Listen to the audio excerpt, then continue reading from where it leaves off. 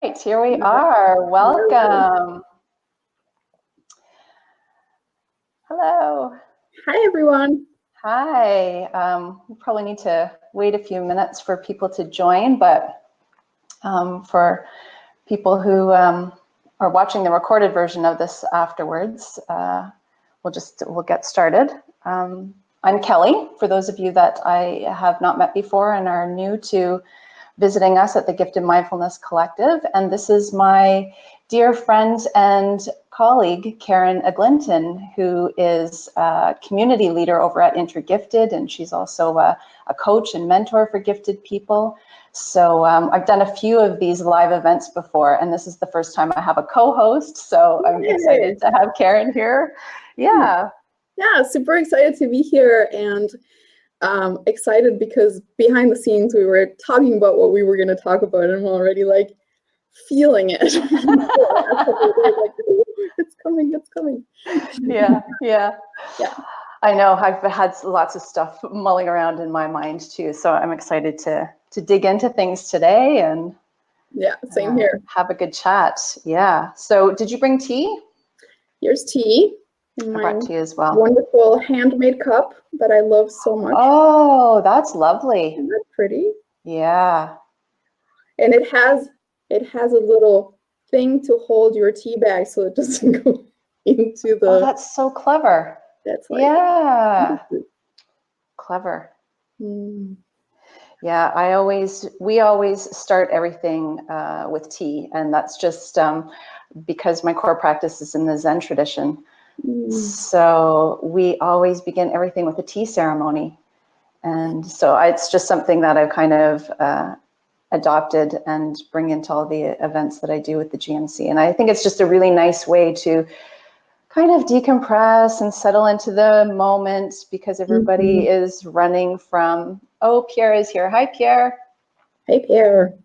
Yeah, everybody's usually running from something, or, trying to squeeze something in the middle of something. And so tea is just a really nice way to kind of just settle in, just to slow down and settle in, and really like to just engage in drinking the tea as a sensory experience.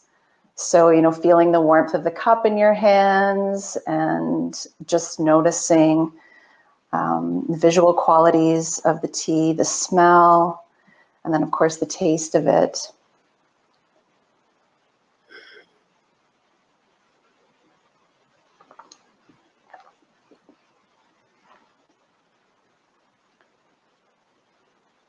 Yeah, and tea is so soothing as well. So I thought I would begin, in addition to starting with tea, I usually read a poem as well, just as a bit of a mindful moment for people. And I find it's a nice way to kind of shift out of left brain thinking mode that's always churning, going, into just kind of right brain, settled in and being. So, I'll invite people to just listen to the poem and drink their tea. Close your eyes if you'd like to. This is a poem by Kaveri Patel. It's called Dear You. Dear you, you who always have so many things to do, so many places to be, your mind spinning like fan blades at high speed. Each moment always a blur because you're never still. I know you're tired. I also know it's not your fault. The constant brain buzz is like a swarm of bees threatening to sting if you close your eyes. You've forgotten something again. You need to prepare for that, or else you should have done that differently. What if you closed your eyes? Would the world fall apart without you? Or would your mind become the open sky, flock of thoughts flying across the sunrise as you watched and smiled?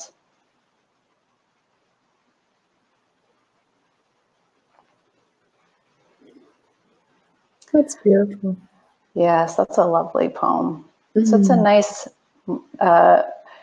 mindfulness segue. We have a couple of people joining in. Hi, Merlin. Hi, Ren. Merlin is here, and Ren's hi. Thanks for joining us. I hope you have some tea or something, another beverage of your choosing to join us for our chat. So yeah, I thought that would be a good segue into mindfulness and just talking about what is mindfulness and you know, talking about how we got started into mindfulness, because I always like to hear people's stories about what led them to mindfulness and meditation, and you know. Yeah, so maybe I'll just start with, well, with my definition of mindfulness, the working definition that I use, and you can add anything that is in your framework. So the working definition that I use, I draw mostly from Jon Kabat-Zinn's definition, which is paying attention to our experience in a particular way. And the three particular ways that we do that are on purpose, so it's a purposeful, intentional way. It's present moment focused, which is very important. And it's also paying attention in a way that is open and curious, as opposed to either resisting something or latching onto something. We're just open and curious about whatever it is that we are noticing in our experience. So that's kind of the working definition that I use. I don't know if you... It's wonderful because it can include so much, right? Yes. Yeah. Yes. Yeah, that's not just sitting on a cushion or, you know, engaging in formal meditation somewhere. That applies to anything. Yeah. And that's what I love about it. I was actually curious if you would do a little bit like compare and contrast between what like sort of pop culture or like buzzword type definitions or conceptions of mindfulness people might have in their heads when they think mindfulness, maybe I should do that, or maybe I shouldn't do that. and then compare what it's like in concrete examples, maybe, with what it is to be in that open, curious, purposeful space instead. Yes. Well, yeah, that's the thing with mindfulness nowadays, that it's such a buzzword, and people are using so many different frameworks and vocabularies to talk about it. So it can be really confusing to understand really what mindfulness actually is. And the other thing too is that a lot of people talk about it, and it's not something that you can understand through talking about it and thinking about it and reading about it. You know, it's sort of like trying to understand what quenching your thirst with water is like. You can't read about that. And you can't listen to somebody else's description of what it is. I mean, that might be a little bit helpful and give you a bit of a framework, but until you actually sit down and have a drink of the water yourself and go, oh, that's what that's like, you know, then it's you can't really get a full grasp of what it is. Yeah, and so some of the misconceptions that often are floating around with mindfulness, oh boy, I think that there's a lot of people who still think that it's like some kind of disengagement from reality. That it's like you're getting into some kind of bliss that disconnects, so you don't have to deal with what is happening around you.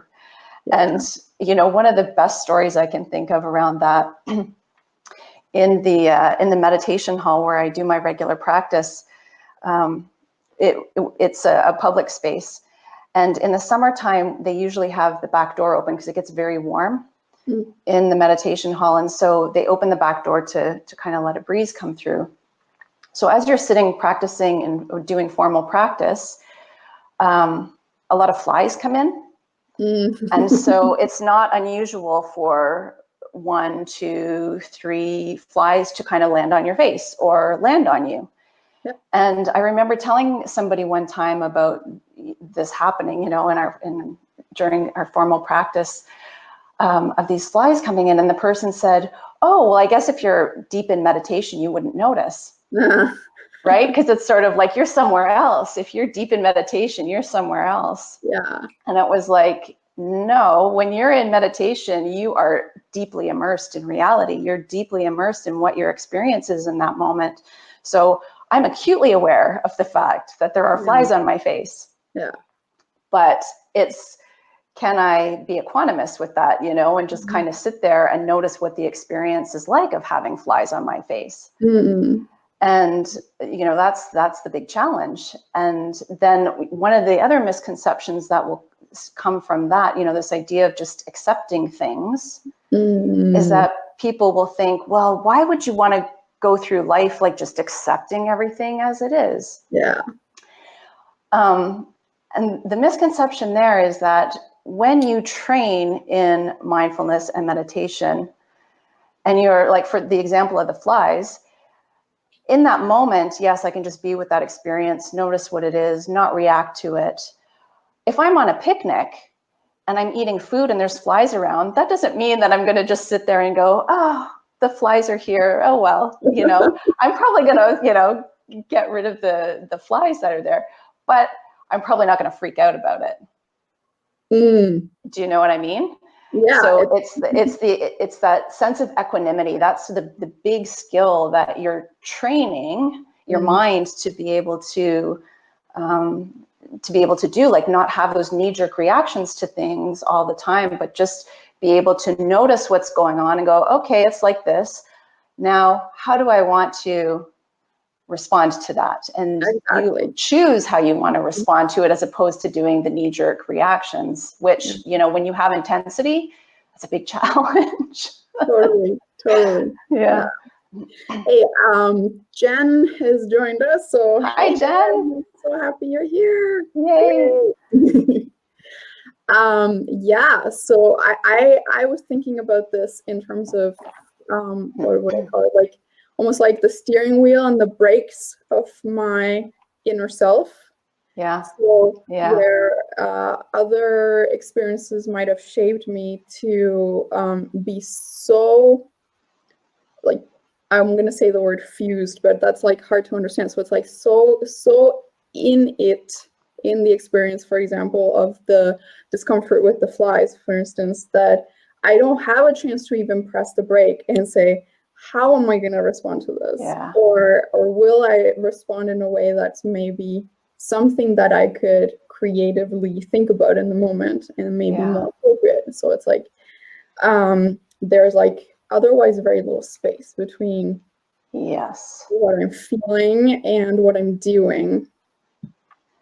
Yes, I love that. The word space, that is really the key word that I always use to try to explain mindfulness. And I love that phrase or that quote that gets commonly used, and it's misattributed to Viktor Frankl, and I've misattributed it as well to Viktor Frankl, but actually nobody knows where it's come from. It was referenced in a Stephen Covey book, but it's that quote around the space between stimulus and response. Totally, yeah. Right? That there's between stimulus and response, there's a space. And in that space is our power to choose our response. And in our response lies our growth and our freedom. That's the whole quote. And that was something before I got into mindfulness. I was really working on patience. That was kind of something, because intensity was really we were drowning in intensity. That's probably the best way to put it in our family. And so patience was something that I was really trying to focus on. And I came across that quote and I thought, that's it, it's that space. Yeah. How do I expand that space? Because I could get it very conceptually, like you can understand conceptually what that is, but behaviorally I could never find that space. And that was the thing that I started really trying to figure out and search for. And it was really mindfulness and a meditation practice that allowed me to actually expand that space. It's like a muscle. Totally, yeah. Right? And it's like a muscle. Like a workout. Yes. And the more you work it, the more it expands, the more that space expands. And you have this spaciousness that sort of is there all of a sudden, that gives you that opportunity to choose a response rather than just react. Yeah. Yeah. Yeah. Saying hi to Megan, who's joined. Oh, Megan. Hi, Megan. So you said this thing about drowning in intensity, which I think is such a great image. Do you have like an iconic story that you're willing to share about what drowning in intensity looked like? Yeah. So I discovered mindfulness and giftedness about the same time. And I didn't grow up knowing that I was gifted. Mm-hmm. And I grew up feeling like an oddball most of the time and feeling like I didn't fit in, and that there was something really wrong with me. But it wasn't until, we started having some issues with one of my kids in particular, and it just kept escalating. He would, it would look like defiance, but he couldn't understand a lot of the ways that people would go about doing things, didn't make sense to him. And so he would challenge them. And then, of course, authority figures don't like that. And so it was a lot of shutting him down, which he would react to. And so we were trying to figure out, what is going on? Why is this happening? We had no framework for understanding any of that. And so we were going to his teachers. We were going to, we tried counseling, and it was just like, comply. He needs to comply, And so that was really, and then it was a lot of, well, this is your parenting. It was a lot of, this is a parenting problem. Yeah. So you can imagine what the layers, and I know a lot of gifted parents in families living with intensity deal with the same issue. It's your parenting, they need to comply, they need to figure out how to fit and get with the program kind of thing, right? It was all of that, and not having the framework to understand that, not having the giftedness framework and understanding intensity over excitabilities, all of those things. It was just like, we would just explode in intensity. And, my husband and I were trying to take the advice of the experts because we didn't have anything else. And of course, that just made things worse. My son was just extremely miserable and angry and just, starting to hate everybody. And so, between my heart breaking over the fact that this is going on, plus trying to figure out how do we get him to live and integrate in life and all of those things. So it was just this real back and forth tug of war kind of thing. Our other child, who we discovered later is also gifted, multi-exceptional, is super, super sensitive. And so all this intensity is going on, and it was very, very difficult for her to manage all that. So it was just a mess. And there was a lot of yelling, there was a lot of arguing, a lot of door slamming, a lot of, people self-isolating, and just there was a lot of conflict. And not a lot of support. Yeah, I imagine also that it was, it's like all of a sudden you as the parents are torn because you're having to represent this compliance demand, while obviously there was something going on for you as well. Yes, exactly. So my own intensity would get triggered, and then I would overreact in ways that, I later regretted and felt awful about. And, that's most of the parents that I speak with in coaching, is very similar stories. It's just this high level of intense conflict, and everybody's miserable. You're not getting any support. You don't have a framework for understanding any of this. And so I don't know why one day it occurred to me that I wonder, because I was researching everything, in classic intense style, was just researching everything I could get my hands on and everything I knew because I did a doctorate in psychology. So I thought I have to have had learned somewhere something that will, explain this. And nothing really seemed to fit. And Yeah, and then all of a sudden one day, it just popped into my head, I wonder if this is giftedness. And I started researching giftedness, and lo and behold, I'm like, okay. And so it took us a while, because my husband was like, you know, people have this idea of giftedness as being a genius. Well, it's obvious if somebody's gifted because they're a genius and they're doing like all of these prodigy-like things. And it's like, no, that's not how it looks. And so it took us a long time. We did assessments. We learned later that there was multi-exceptionality involved, but where we live, people are just we're not there yet in terms of understanding that from an assessment standpoint. So, you know, even assessments were not coming up with anything that was helpful, which made it even worse. And can I pause you for a second? Yeah. Backtrack for those who may be listening who don't know what being twice exceptional and multi-exceptional means. Would you explain for yeah. So twice exceptionality or multi-exceptionality is referring to the fact that there's giftedness. So it's kind of like, if you think of it in terms of the normal bell curve, you have, this is simplifying it a lot this way, but just to help kind of visualize it for people, you have giftedness where you have a lot of capacities that kind of happen at the above average range of things, but then you have some areas where they fall below average. And so you get this, there's a lot of masking that happens in everyday life, because the above average kind of abilities will compensate for the below average abilities. And oftentimes it doesn't look like there's really anything there. It kind of can look really average, except you can often get a lot of emotional intensity from it, and some of these other emotional kinds of behaviors that are really confusing for people.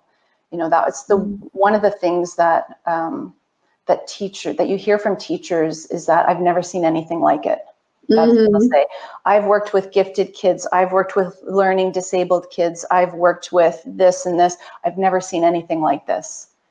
And that's kind of how twice exceptionality or multi-exceptionality manifests. So there can be learning differences like dyslexia, there can be ADHD, there can be autism spectrum traits. There can, you know, those are some of the things, along with gifted traits, that create this kind of very unique constellation of traits that can be challenging and complex to sort through. Yeah. To be able to tell apart what is personality and temperament and what is the way that your nervous system just works. Yeah. And so I ended up I had started doing mindfulness around this time because as I said, we were drowning in intensity, and nothing seemed to be helping, and it seemed like a last resort. It literally was out of desperation, and as a last resort, I thought I have to be able to at least manage my own intensity and everything that I've got going on in here, so that I can support my family and my kids, and, you know, lead us through this. You know, my husband and I had to lead our family through this. And so that was something I just decided to do for myself. And that, in conjunction with, you know, working with gifted coaches and mentors, and really starting to understand my own giftedness and my own twice exceptionality, and then figuring it out in my kids, that in concert with mindfulness was really what enabled us to figure things out and kind of meet everything in a new way. It gave me a lot of courage to kind of stand up to teachers and say, no, I don't agree with you, you know, and even counselors that we were working with saying, you know what, this is not helpful for us, and, you know, just leaving it and figure, as a lot of gifted people end up doing, you figure it out on your own with the help of some other people who have been there, done that kind of thing, right? So mindfulness was really an integral part of getting through that time, and is kind of the muscle that I continue to develop to manage everything else that comes along with giftedness, not just the intensities, but, you know, positive disintegrations, going through those periods of time, you know. Processes that defy language, but are very important. Yeah, exactly. Yeah, so that's kind of been my journey. And then, you know, as I started diving into it and realizing how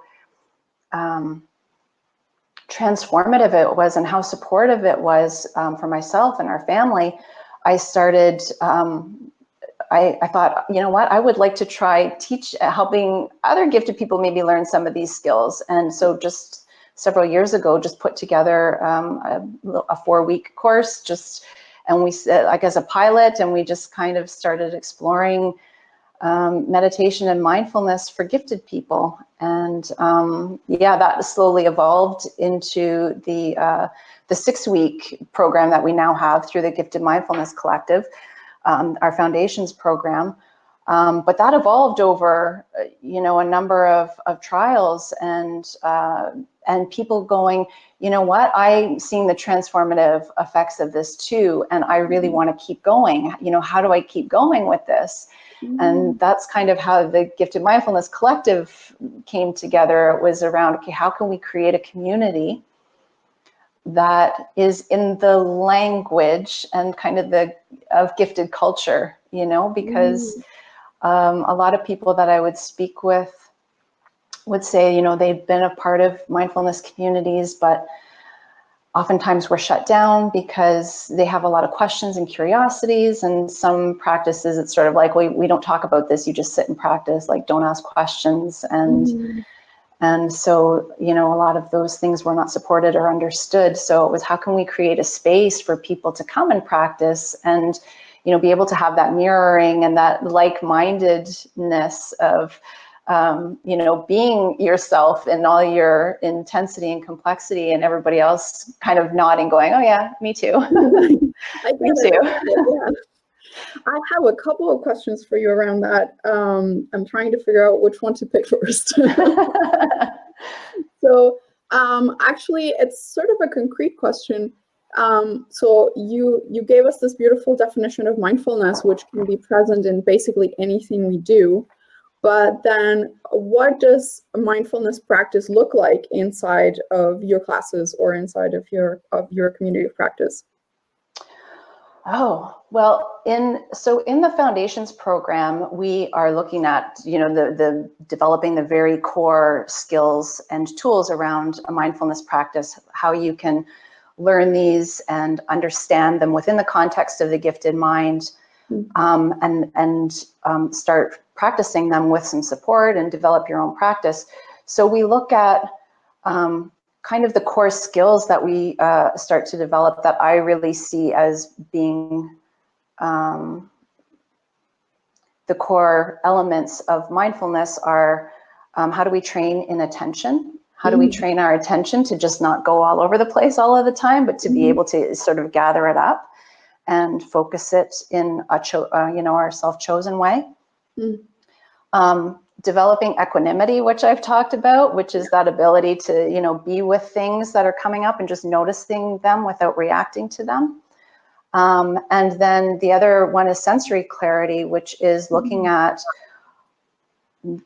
trying to make sense and differentiate our inner experience. Because when you have a very intense, complex inner experience, you know, I often describe it as this big knot that happens, you know, and it's very difficult to know what to do with this knot because it just kind of takes over everything, and you end up either, you know, kind of exploding around this knot, or you shove the knot back down, you know, to kind of repress it. But so in mindfulness, we're kind of looking at, okay, let's look at this knot and these various knots that are in in our nervous system, and start to separate the sensory elements of that knot. So, you know, the thoughts that are part of that, the feelings that are part of that, the body sensations that are part of that. And as soon as you start to loosen it and notice all of the individual components, it doesn't seem so complex anymore. Yeah. You can start to break it down so it's a little bit more manageable. That brings down the intensity level of things, and then you can start, then we start learning other tools that we can use to, how do we change that? Because if these are neural patterns, these are habitual neural patterns that have, becoming ingrained in us over time. Once we can kind of not feel hijacked by those knots and by that intensity, then we can start doing something with it and going, okay, well, how can I meet this particular constellation of sensations that I'm having? What is this connected to? What tool can I use to meet that and maybe heal that and start to create a new neural pattern, right? And this is how transformation starts to happen. Yeah. Yeah, it's beautiful that you say that. I have to say, like, that's how I work with it, have worked with it as well, and have sort of guided clients as well to learn how to break things down into pieces, not necessarily breaking the complexity into non-complexity, but to be able to see how everything is not like one lump or one tangle. Yes. And that has been one of the biggest skills I feel that mindfulness has given me. Yeah. And sort of with that for me, what came was like process awareness. Like, I think that when I was younger, everything was either like all in or nothing. Everything was like, I'm either completely submerged in a lump type experience, like undifferentiated, intense experience, or I'm not in it and there's no in between. Yeah. That's sort of like that, being in that rigidity, I'm gonna just repress all of this and hold it very tightly. Or I'm gonna be, excuse me, I'm gonna be in the middle of it and be freaking out. Yeah, exactly. Yeah, and even if you have a less rigid style, it could still be rigid in structure, even if it feels fluid. Because my style tends to be very non-rigid too. It's like just my style in life. But if I looked at it beyond what the aesthetics of it were, there's a rigidity to it that is not overt necessarily to me in my mind. Like if I feel like I'm in the tumbler of the wave, it doesn't feel like I'm like controlling anything.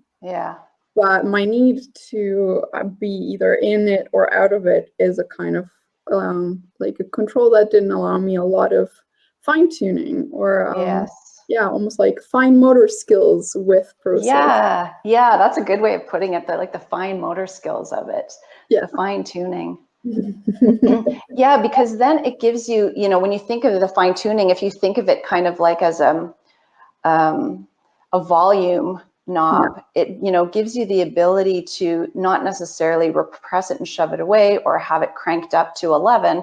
You can kind of decide, okay, in this particular situation, where do I need to have the volume set? And you can choose all of a sudden, which is a big thing. So can I ask my other question, which is, it connects, but my mind is like jumping, as you can see.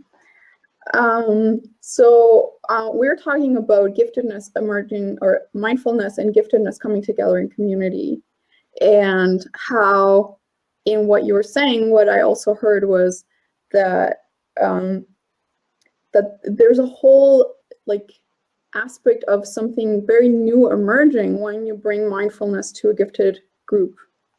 Something completely new emerges that is not really necessarily mapped out in mainstream culture or even in like not so mainstream meditation culture and so on.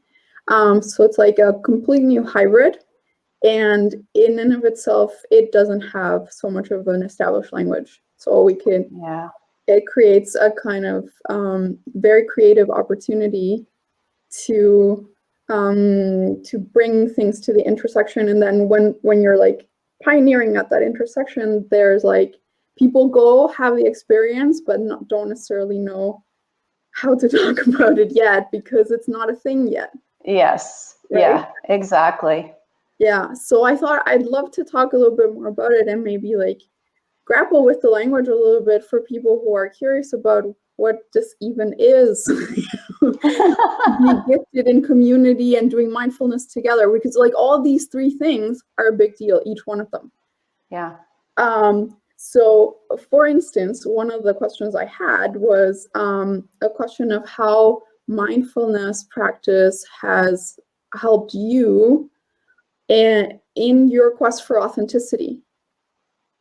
And so to really be able to embody your full gifted self and to be comfortable in your own skin because of this, which is one of the biggest struggles that we know people in our community struggle with, having been not understood or ridiculed or judged, even without real reasons, or like it's sort of like judged out of hand.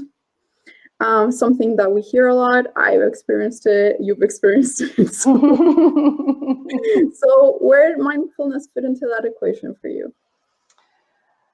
Yeah, that was something. And, it's mindfulness has really been, because like you said, I've been trying to figure out how to piece together giftedness and mindfulness and have it make sense with my own experience. It's really been like a slow step by step.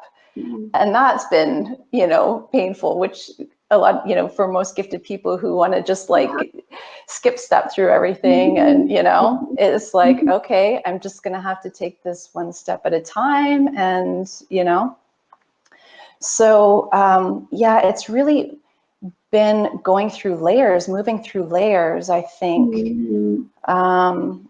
Initially it was trying to support my intensity. That was initially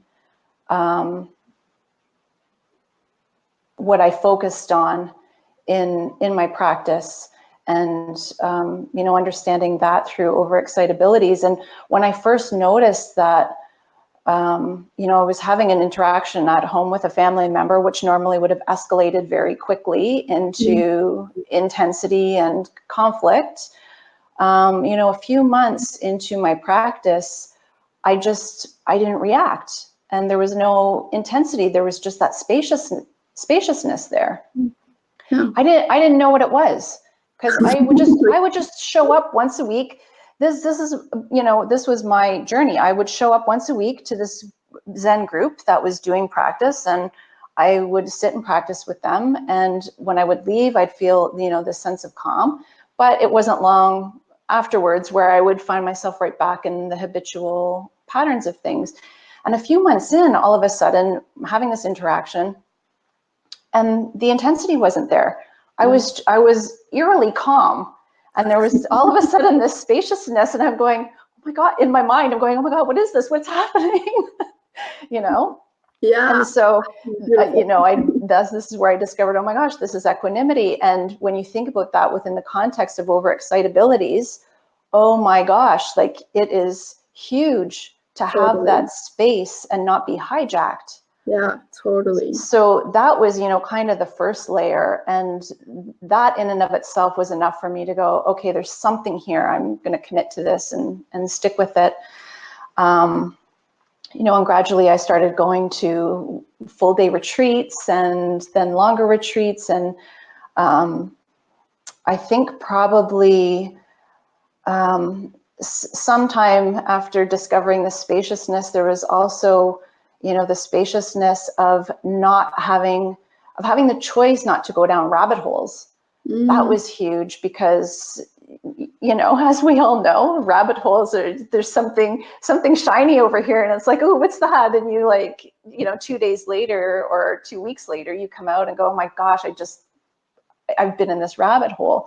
So all of a sudden I had this spaciousness to choose, okay, oh, look, there's something shiny over here. Is this something that I really want? Do I want to go down that rabbit hole, or do I not want to right now? And all of a sudden there was this idea of, there was this capacity to go, no, I don't think so, which was also very, very strange. So, you know, that was another layer, I think, for me.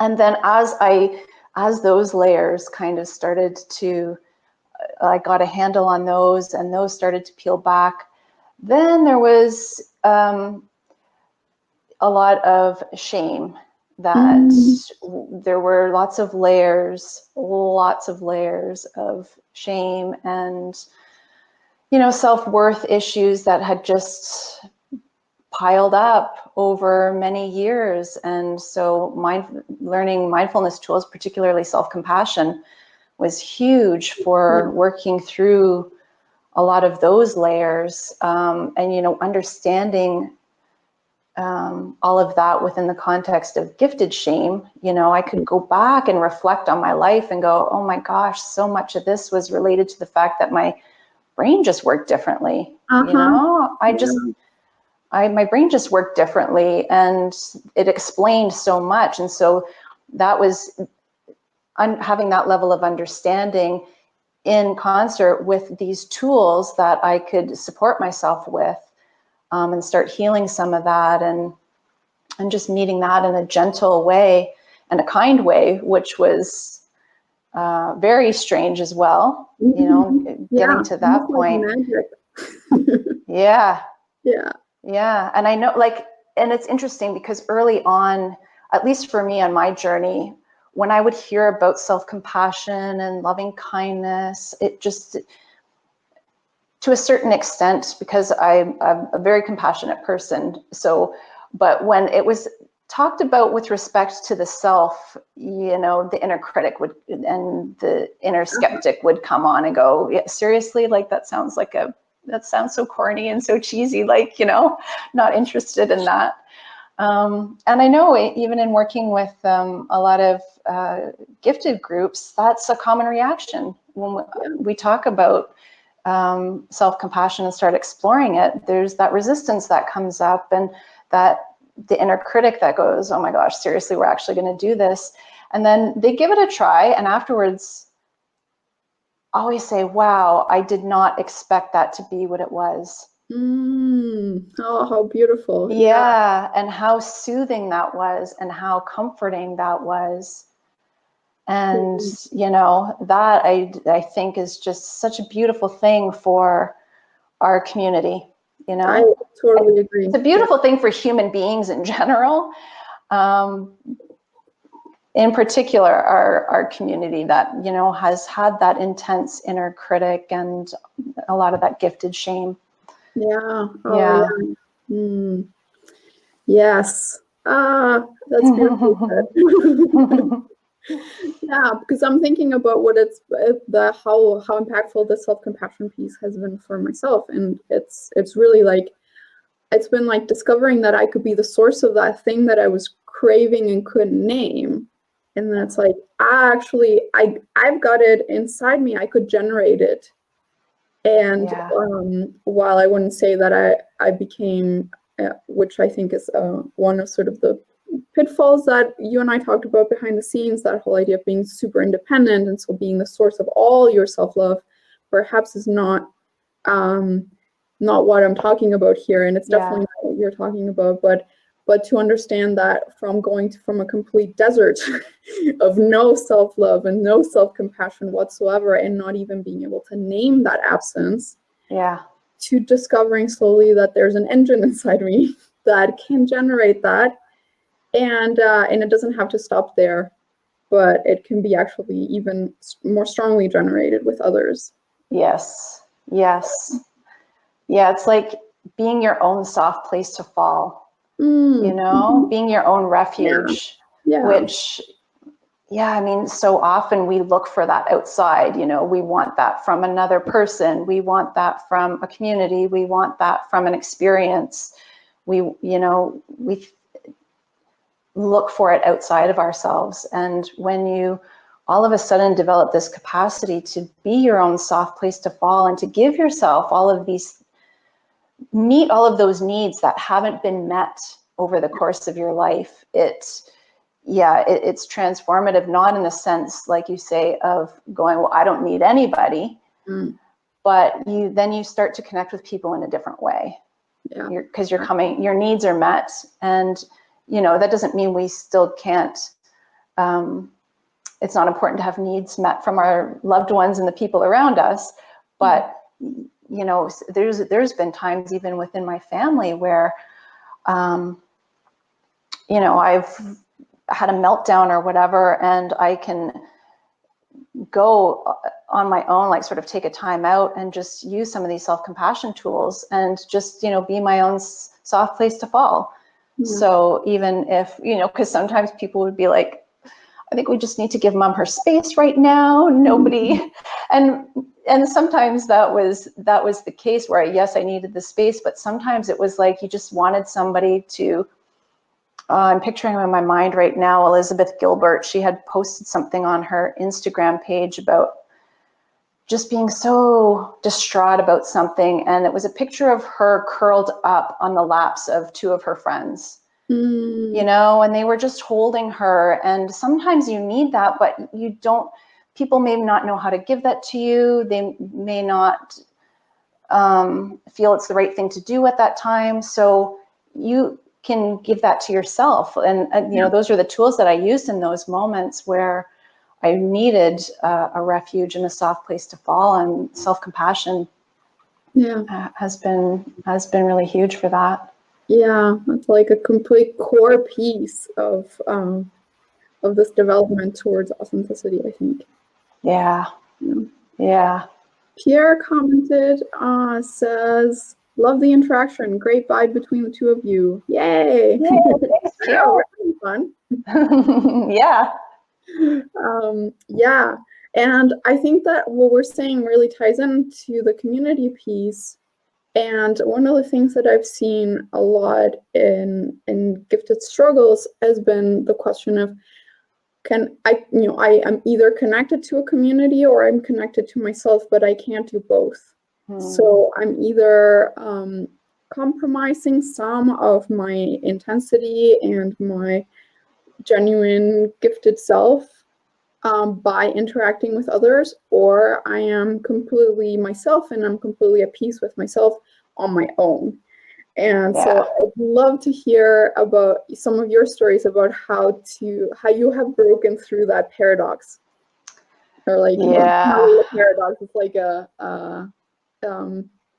what do you call it? I can't remember the word when it's a dichotomy, but it's a false dichotomy. Oh yeah, that's such a big one, because I spent, and it's actually a little bit strange for me sometimes when I think about the fact that I'm putting this community together, because years ago I was not a community person. You know, I had just had so many negative experiences in community where I just felt like I was an alien, and I, you know, just didn't fit in, didn't belong, and had negative experiences. And I just kind of gave up, you know, I can't be bothered with that. And so, yeah, it was just, there was a lot of self-isolation. And that's what I love about gifted community is, you know, that, like we were saying earlier, it's about that, you know, having that space where everybody's kind of going, yeah, me too, I get it. Me too. You know, that's been my experience. And then all of a sudden your experience is normalized and you don't feel like such an alien anymore.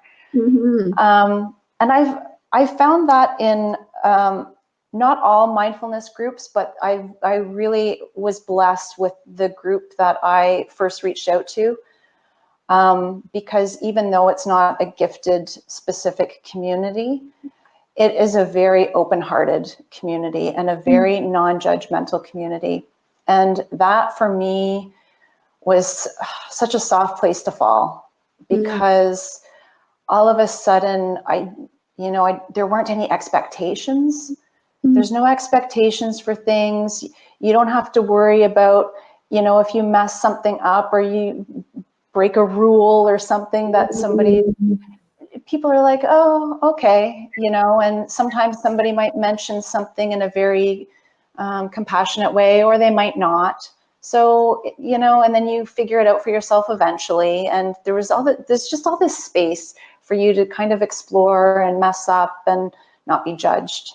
And that was really, really big for me, was to have that space where I didn't have to worry about being judged. Yeah. Oh, that's beautiful. I love that. I had similar experiences when I first started practicing yoga. That was like one of those first places where I got the chance to be in a space and just be with my body in the way that it was. Yeah. Like, so a lot of my, well, I have I have a very like meandering history with mindfulness practices, so maybe we'll get into that, but the trail of what we're talking about, because it's so important. Because I noticed that when that false dichotomy shows up with our gifted peers, it's often that the costs of being in community and making a mistake have been so huge before. It be either through bullying or ostracizing or microaggressions, if you will, like all kinds of things that it made it so that our whole behavior became tailored to, I will never put my foot wrong or never step out of line. Yeah.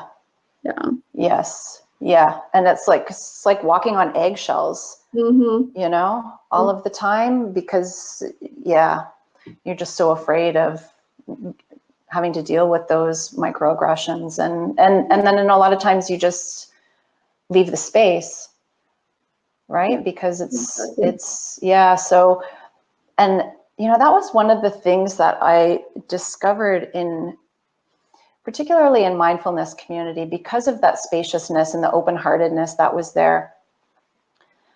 There would be interactions with people where normally in the past it would have been, these little microaggressions, which would have been enough for me to go, I'm done here. And, to do the flight thing, talking about fight or flight, I would just kind of flight. I'm leaving. This is not for me. But because of that spaciousness, I was able to investigate.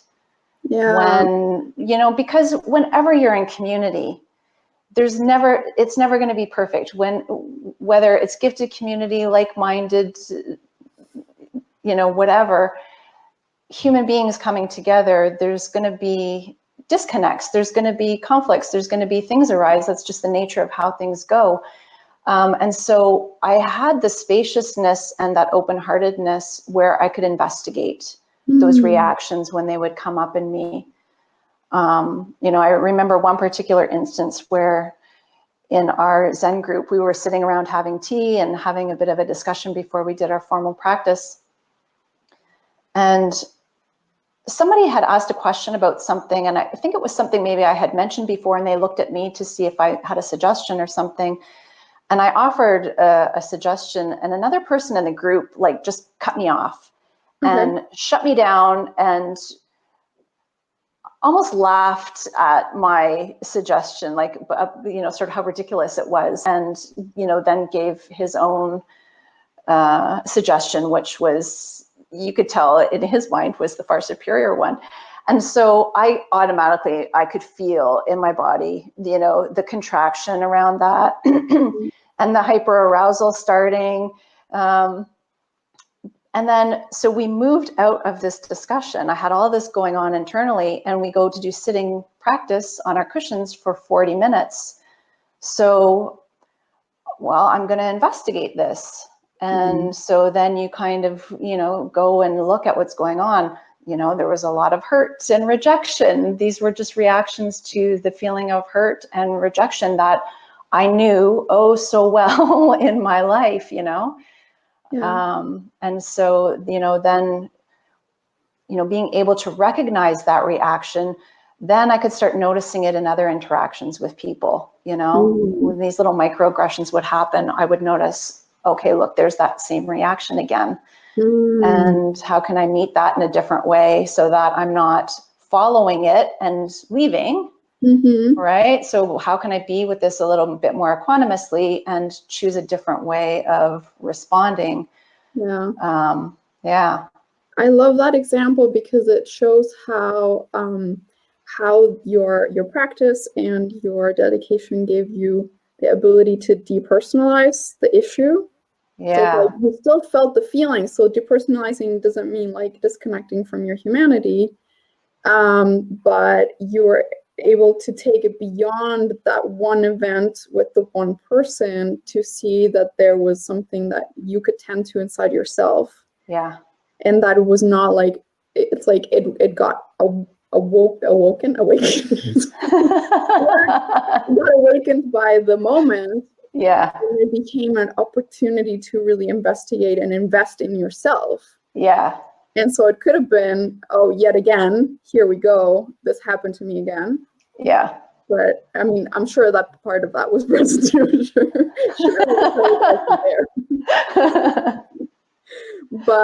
But creatively speaking, it became like a creative opportunity to invest in yourself, and that's yeah. That's like And then lead into gold.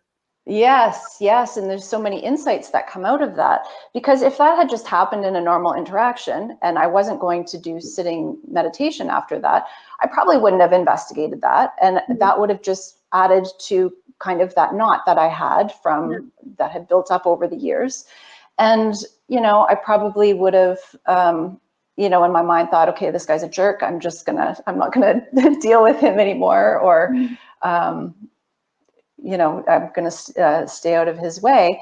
But yeah, when you can, this is what I call metabolizing an experience, right? So normally we don't do that. We just go off and do something else, and we simmer and we'll like ruminate. I can't believe he said that. What a jerk, like that he would cut me off like that and say that. And then all the past memories come up as well and feed into the whole knot. So we don't end up ever metabolizing the experience. And so when you can investigate it and take it apart the way we were talking about earlier, then you see, okay, this is just a series of sensations, right? This is a series of sensations, and it's not really personal. It's a series of sensations that are coming up around a particular stimulus. And so you go through, you process those things, and then it transforms and it's metabolized. It doesn't contribute to the knot that's there. So like so I mean, to me that's like such a life-giving skill and process to have, that you could digest whatever is there to digest and even grow out of it. I'm wondering if part of me is wondering, like, did you ever have a chance to talk to this person about what happened? It's like, no. Did that ever turn into a kind of like not just a self-focus, but then like self and outward focus thing? Not necessarily in that experience, but did you notice that also extending to the way that you communicated with others? Definitely, yes. With loved ones, that's definitely something that we do in our home. And even though my other family members don't practice mindfulness, I think a lot of my own, even though I don't go around preaching about it necessarily, but I think that's the really incredible thing about that spaciousness, is that it spreads. And if you've ever been in the presence of somebody who's a really committed meditator, and they have that spaciousness, and it's open and compassionate, and it's palpable, when you're in that person's presence. And so I'm thinking of the Dalai Lama, for example. I imagine what it would be like to be in his presence. And I've been around some lay people who are very committed practitioners, and some monks who are very committed practitioners, and I've experienced some of that space. So I think, I'm not saying it, I have it to the extent that these people do, but when you start to cultivate that spaciousness, it starts to transform other people's experience as well, because they're in that calm, stable spaciousness, and it's safe. It feels safe. Totally, yeah. Right? So, and so, that's one thing that when we have, and I'll be the first to say that, mindfulness is not a cure-all. It does not make you a perfect person that, is just this loving, kind being that, is calm and Zen-like all of the time. As humans, we still have those moments, right? And when we have those moments at home, we can come back together and talk about it and go, look, this was my experience. And the other person can say, this was my experience. And we can go, oh, well, that's how that escalated the way that it did, because you felt that and I felt this. And, you know, then you can talk about, okay, what could we have done differently? Yeah. You know, so that you learn from it. So we're very open about talking about things that way, about what was your experience of it? Yeah. So and you end up effectively metabolizing together at that point. Yeah. Mutual metabolizing. Yeah. Which to me is just like, that's the stuff. That is the stuff. Oh my gosh. Yeah. Yeah. And can you imagine, like, and that's the thing, when in a mindfulness community, when you have people who really get that, you know, who really get this, have that skill of metabolizing, because not all mindfulness communities focus on mindfulness that way. You know, there's a lot of communities that will just focus on, you know, establishing that sense of calm and, you know, being able to direct your attention. But the good stuff is in that, having that clarity and being able to get insight into your experience. And so, yeah, when you come together with other people who have that capacity, it's like nothing else. Yeah, I mean, in some ways, my experience with that has been that there's almost like this kind of synergy, right? Like the whole is greater than the sum of the parts. Yeah. And there, even as much spaciousness as we can access on our own when we're doing all the self-compassion and awareness and purposeful attention and all that, when you enter like a shared field of people doing that together, then you've exponentially multiplied. Yeah.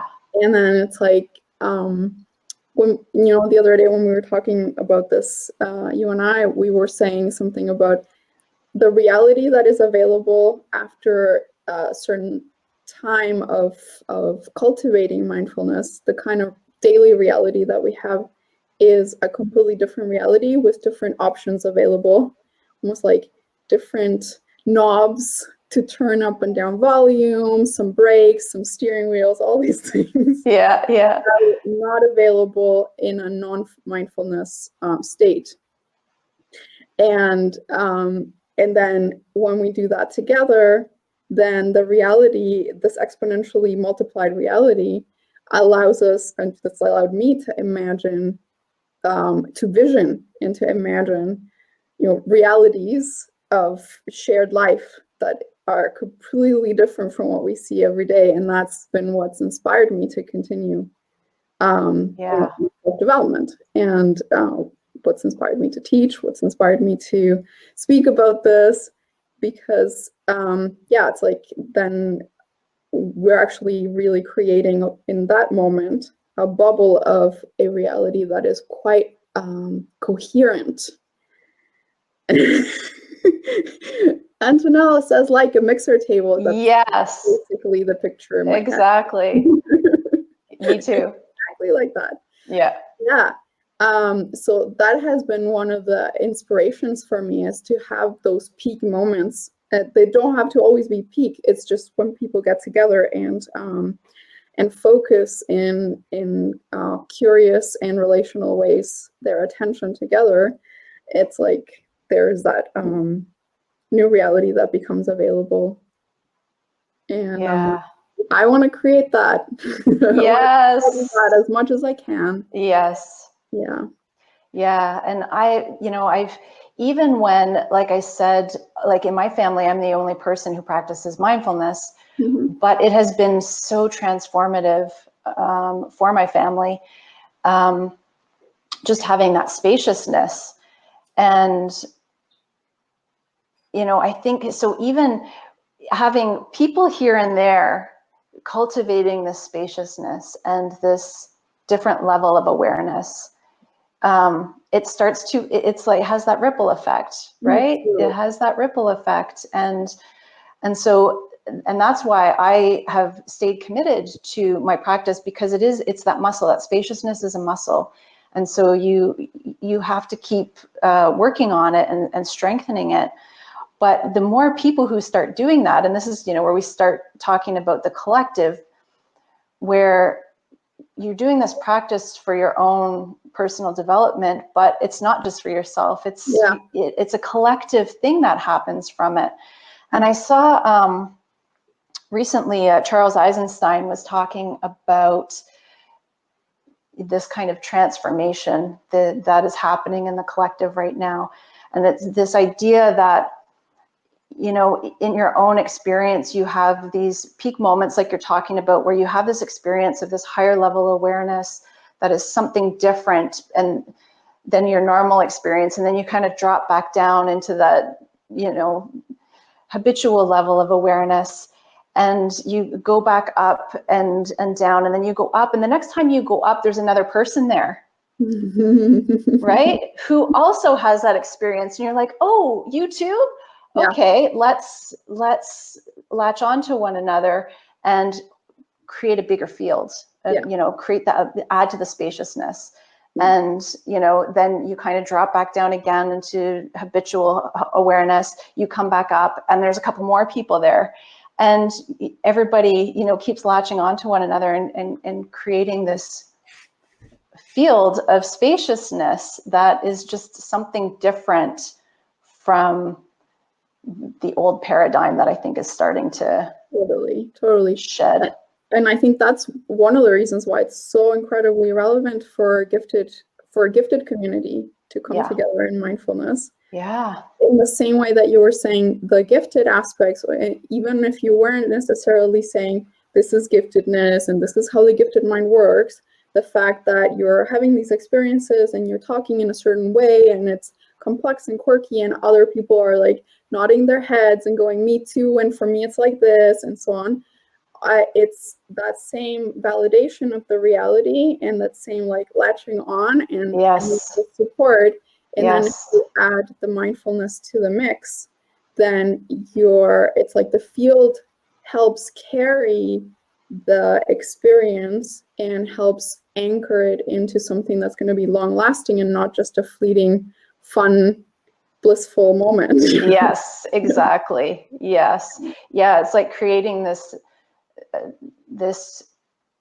spaciousness or this awareness that, there's wisdom there. And even though there's still a lot of crap that happens, we can have the crap be there and hold that as well, but still work in skillful ways, in ways that are wise, in ways that are creative, in ways that are joyful and fun.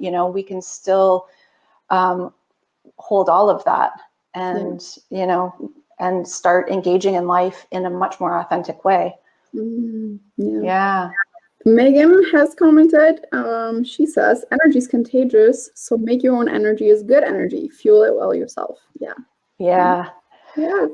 That's so true. That reminds me of, what is her name? Jill Bolte Taylor. Oh, yeah. Were you thinking that? Be responsible for the energy you bring into this space. Yeah. And, it's one thing to like, okay, I have to go into this space. I have to be responsible for my energy. Am I just going to, contain it and bottle it up? Or can I come in an authentic way and be able to adjust the volume knob as appropriate so that I can be responsible for my energy in that way? It's very different. Totally. Yeah. And I feel like, this like really bears like digging into, because a lot of the isolation that we've experienced as gifted people has meant this kind of like chronic self-reliance only, and often helping others with things that maybe we shouldn't be carrying because we can, or because it's necessary for the moment, like the situation demands it and nobody can take the burden of either emotional work with each other or actual like career work, and so on and so forth. So we get really, really used to being like an island unto ourselves. And not actually being reliant on a field. And so it's beautiful to me how this the inner self support placed together as a like yes and, not Yes, either yes, or. and Yeah. yes, and And then there's this community that where you don't have to be perfect, like what you were saying with your mindfulness community. You don't have to be perfect. You can make mistakes. There's some space to constructively metabolize things that come up. And so there's like, all of a sudden, for the first time, perhaps as gifted people, we get an experience of what it's like to be supported, to be like held and nestled in a field that's greater than us. Yeah. And we don't have to be the ones who calculate all outcomes and plan for all solutions, whether we want to or not. Yeah. Yeah. Oh, that's so good. I love that. I love that too, and because I mean, I hope it's okay that I share this like little snippet, but Karin and I behind the scenes have been doing a lot of work together, and together with Jen, and you know, over time on like learning what it feels like to do this, and to ourselves learn, unlearn the parts where we've had to be contained, both in this like I gotta contain my intensity, or I gotta contain my vulnerability, and not be able to experience that kind of healthy intimacy where you don't have to be everything, you don't have to fill all the gaps. And so, you know, yes, real life for you, we're still working on it. Yes, definitely. Always a work in progress. Totally. Yeah, I think too, like even in addition to that self-isolation, there's an element of giftedness, of fierce independence, you know, that is not necessarily tied to self-isolation due to negative experiences with other people, but it's just that drive, you know, that to be, you have this fierce independence, and you're gonna, and everything is just hyper-focused on making that happen. My son is wired that way. Well, I am too. The apple doesn't fall far from the tree. But you know, that's one thing that we've had to work a lot on, is that you have to be able to let other people help you. And it doesn't mean that you have a weakness. It doesn't mean that that it's a weakness, but we're all in this together, and you find people that you can trust. You know, you find the people in your life that you can trust and that get you and understand you, and allow them into your life to help you when they offer to do so, or when you're struggling with something. That's not a bad thing, but it's taken them a long time to figure that out. Yeah, totally. Yeah, I mean, for me too. And I think for me, the process to get better at it has been part of, the gifted trauma healing. Where there have been people who want to help me, but they want to help me in a way that makes sense to them and doesn't make sense to me. And sometimes having to, I think we talked about this in the Gifted Trauma podcast at one point. Like, there are some people who very fiercely want to help you. And that help would be damaging for me, because if I take it, it would be like, it would just not work with my way of being. So learning to take help also from the right people who understand how you work. Yes. That has been my process. That therefore I can trust that if I say, well, not this way. Yeah. Say, okay, so how? Let me help you in a way that really helps you. Yeah. And again, I also needed mindfulness to be able to pause long enough to articulate, this is what I need and not that. Yes. Yeah. We got some comments. Pierre makes a Yoda-like comment. He says, a rock foundation to build on, mindfulness is. That's hilarious. And Antonella says, and you can merge with the world and feel your energy extend into the world, but still maintain your own boundaries. I think that is a struggle. That's such a good point. Yeah. Yes. So do you have any thoughts, Kelly, on how mindfulness supports the building of healthy boundaries? Oh gosh, I do. We could talk for a really long time about that. I think probably one of the biggest things that immediately jumps out for me is being able to include your own self in your circle of care. You know, like in your circle of compassion, because so many gifted people have that intense compassion for other people, and they sense other people suffering, and they want to help. Yeah. They want to help, they want to make change. And then, you know, that drive kicks in, and it's like, I'm gonna do this, I'm gonna fix this, I'm gonna change, and then you burn out. And that's not including yourself in your circle of care. That's having yourself as something over here, and your circle of care or compassion is something over here.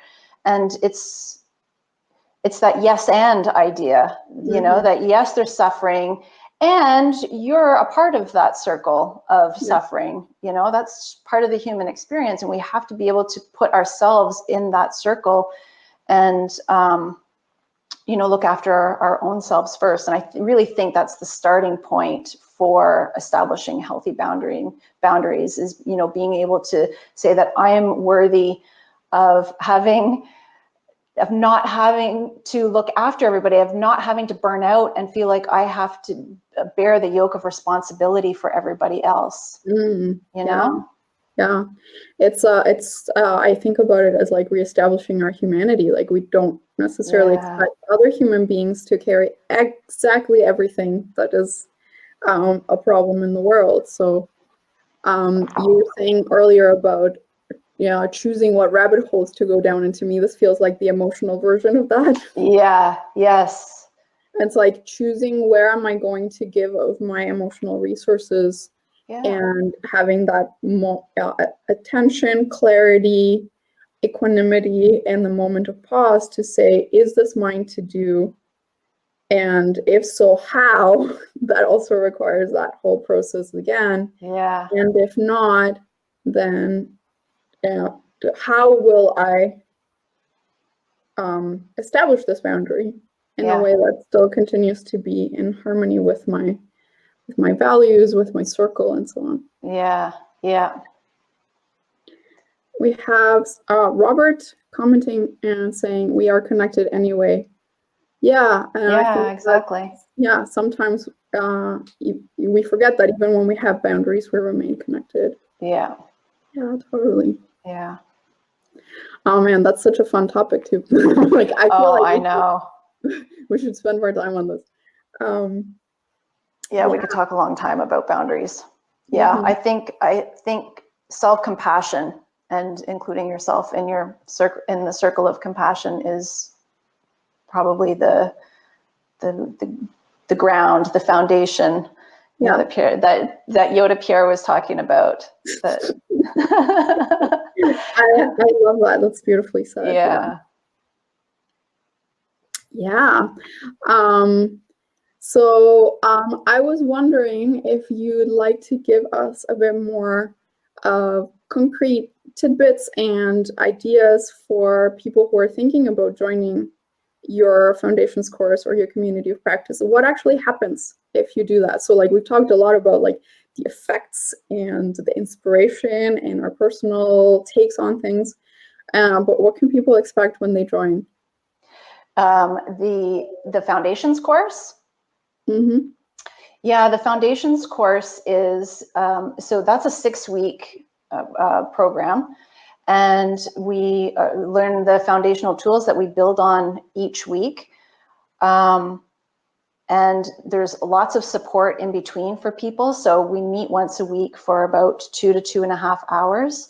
And I give people, we go through a practice in each of the sessions that we meet, and then people get, I send out a recorded version of the mindfulness practice that I led that week so people can work with it. But then throughout the week, so we have a Facebook group, like a private Facebook group that happens in conjunction with the course, so that people can have conversation, can carry on conversation, can ask questions. You know, I'm struggling with this, and if it's something that they want to explore with the group, they can do that. And I also will have sort of virtual office hours where people can schedule one-on-one time with me if they would prefer to talk about something one-on-one. Yeah, and then I also a couple times a week will do an additional practice on a Facebook Live in that group, where people can join in live, or they can just do the recording afterwards. But it's just an additional, sort of a supplemental practice to help support and cultivate the practice that we're working on that particular week. People have found that, I've had people say that I would never say that mindfulness is therapy, and I would never advocate it as an instead of therapy, but a lot of people have said that learning the skills, learning mindfulness skills in a gifted space, and being able to have that mirroring and that connection with like minds in and of itself is so therapeutic, and they have found it more therapeutic than actually years of therapy that they've had, you know. So it can be really transformative for people, you know, learning how to manage your intensity. And there's lots of ahas. People go, oh my gosh, this is like so cool, and it's so simple. But when you break it down and start to understand it within the context of the gifted brain and nervous system, people find it really transformative. So there are people, trauma is always an issue that comes up because, you know, there's a lot of talk right now, fortunately, and in a very good way, around mindfulness and trauma sensitive mindfulness. And that's something that, you know, is really important to me. I've done a lot of work in training around that. I've done a lot of my own personal work in trauma healing. And we've had people in the course that have trauma histories.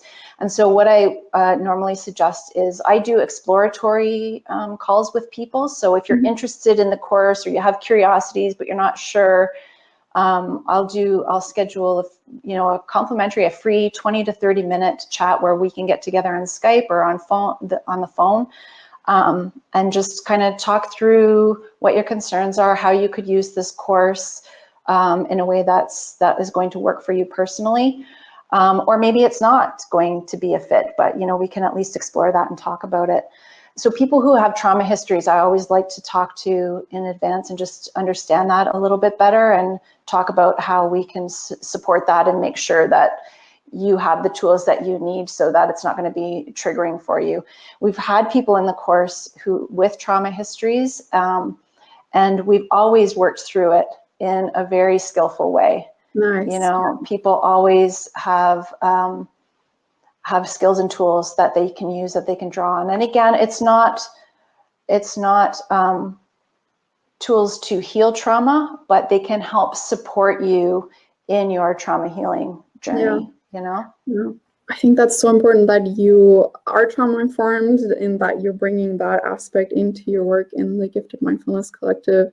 So I know that for me, I did mindfulness while, like with having a trauma burden, and for many years, and that it's like it was helpful in some ways, but it actually created a pretty strong split for me that I had to then go back and repair because I was focusing, you know, how do I explain it in like a brief manner? So it was like, it was very much this kind of mindfulness, which we were also discussing, you know, sort of very top down, focus your thoughts, clear your internal dialogue, like a more, almost like I want to say like traditional concept of mindfulness, very like, it helped me be very aware and skillful in choosing what I wanted to do, but it made me split off from the parts of me that felt more chaotic. And so it made it so that I was, creating a rift between the parts of me that were like acceptable according to my mindfulness practice and the parts of me that were completely unacceptable because they were out of control. Yeah. Which is completely the opposite of what we're talking about here. Yes. But like, this is kind of those cautionary tales about certain kinds of approaches to mindfulness that can be quite harmful if you have trauma. Perhaps not in like just one session of meditating, perhaps not. But for me, it was years of practice, and it was really creating this, like split masking facade on one end. Useful aspects to harvest on another end, and a completely untended part of myself that was going cycling through trauma loops. Yeah. So children, do not do this at home.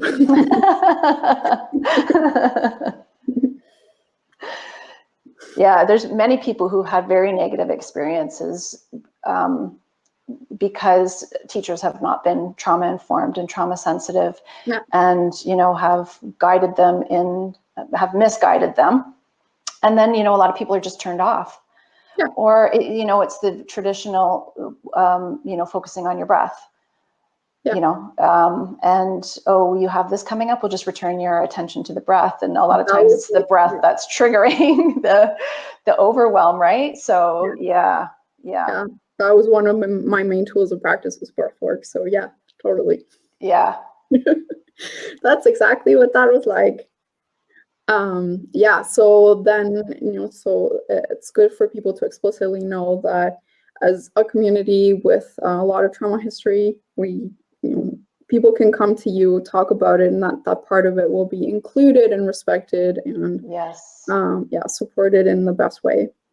Yes. Yeah. And I always encourage people, if you ever have a negative reaction to something, reach out to me. Like, don't sit and feel like you have to try and figure it out or work your way through it or just not say anything. Like, reach out. And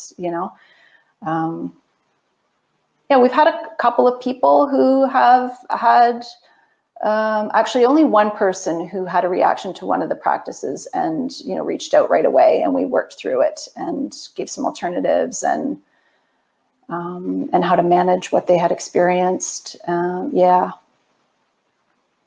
It's funny because the particular practice that we did that week can be difficult for people with trauma histories, and we had other people in the group with trauma histories who just loved it.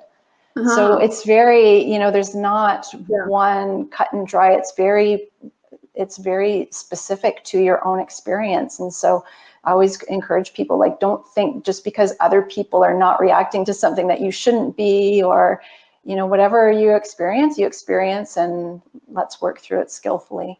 Yeah. What's also sort of interesting to me when you're sharing about what's going to happen inside of the course and inside of the community of practice, that you talk about practices. So it's like, this is not just one kind of meditation, for example. Yeah, exactly. A whole array, a buffet of... Yes, you have this toolkit. You have this toolkit that you can, use as appropriate. And we talk about, this tool is for this, and this, the clarity technique, for example, for breaking down your sensory experience. And then we do somatic experiencing kinds of focuses in the course. We do a lot of self-compassion, working around gifted shame, working around resistance, all of these kinds of things. And then how can we cultivate positive states as well, like joy and creativity and tapping into our intuition, all these kinds of things. So yeah, there's lots. You leave with a toolkit, or using the feast example, a doggy bag. You leave with a doggy bag of all these goodies that you can. Yeah. I just want to pause you for a second. So Robert was commenting, and he says, just joined, what is the practice of doing mindfulness? So I think that we sort of just answered part of that, Robert, but also if you wait until the stream is done, we talked a lot about what mindfulness is and isn't as a concept at the beginning. So maybe that's going to help, because at the beginning we talked about what is mindfulness, and now we're talking about the specific toolkit that Kelly uses in her courses. So hopefully that covers the answer. Unless there's something that you want to add, Kelly, that it's like a nugget. Yeah, no, when I saw Robert's question, I thought, oh gosh, yeah, probably if you go back and watch the replay, Robert, I think you would get all of that answered. Okay, cool. Yeah. Oh, wow. So I'm excited for people who are going to be joining you. Your course starts at the end of October, correct? Course starts at the end of October. Yep. Yeah, and as I said, if people want to reach out, they can email me at connect@giftedmindfulness.com.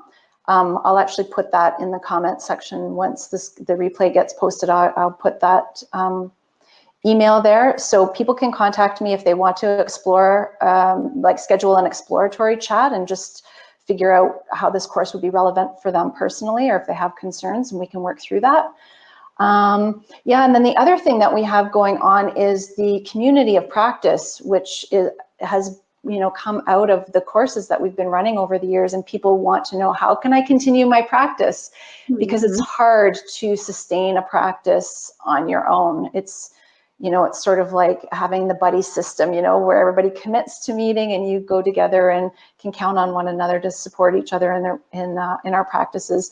So that is going to be starting up. We're doing a pilot of this community because it's brand new and we have to kind of explore how it's going to work.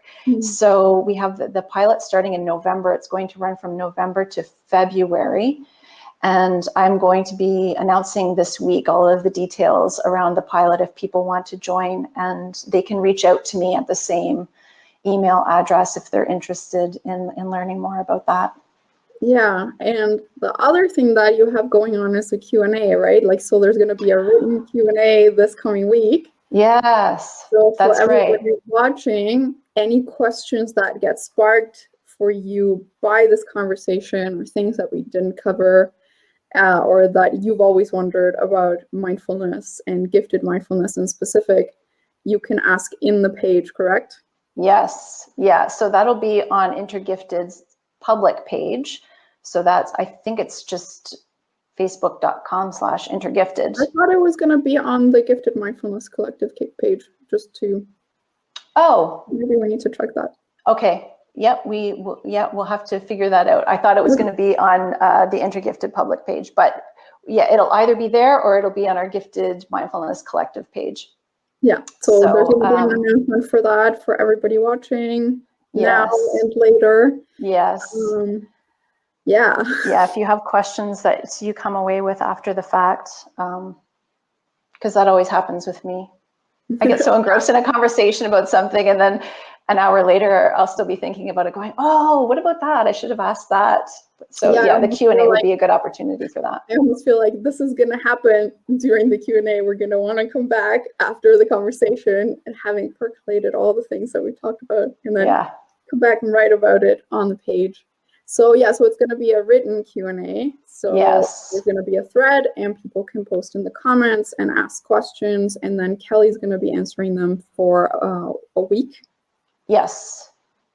Yes. Yeah. Monday to Friday. Nice. So, how are you feeling about our awesome exploration? Are you asking me or our guests? I'm asking you and the guests if there are any. I'm pretty sure there are people watching, but they've been quite quiet. Yes. Absorbing and mutually metabolizing. Yeah, no, I really enjoyed this exploration. I think that we touched on a lot of really good, important topics that, maybe people have thought about, and maybe things that people hadn't thought about.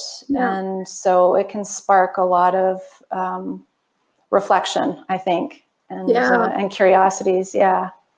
Yeah, I look forward to reading the comments after the fact as well, and I'll participate in the Q&A for sure. Awesome. Yeah. All right. Well, thanks so much for being here. As I said at the beginning, I've done quite a few of these chats, and this is the first one where I've had a co-host, and it was so much fun. Yeah. Yeah, I really enjoyed it. I actually prefer doing it this way because having a conversation is just it's just so much more fun. And usually it's me talking to my screen, and people ask questions, and it's interesting, and we cover a lot of we have a lot of fruitful discussion and cover a lot of things, but this was just a lot of fun. So thanks so much for being here. Yeah, it's been such a pleasure, and I had a lot of fun too. Part of me is like, let's just keep talking. We could. I'm thinking that we probably need to keep it at a watchable length. Definitely.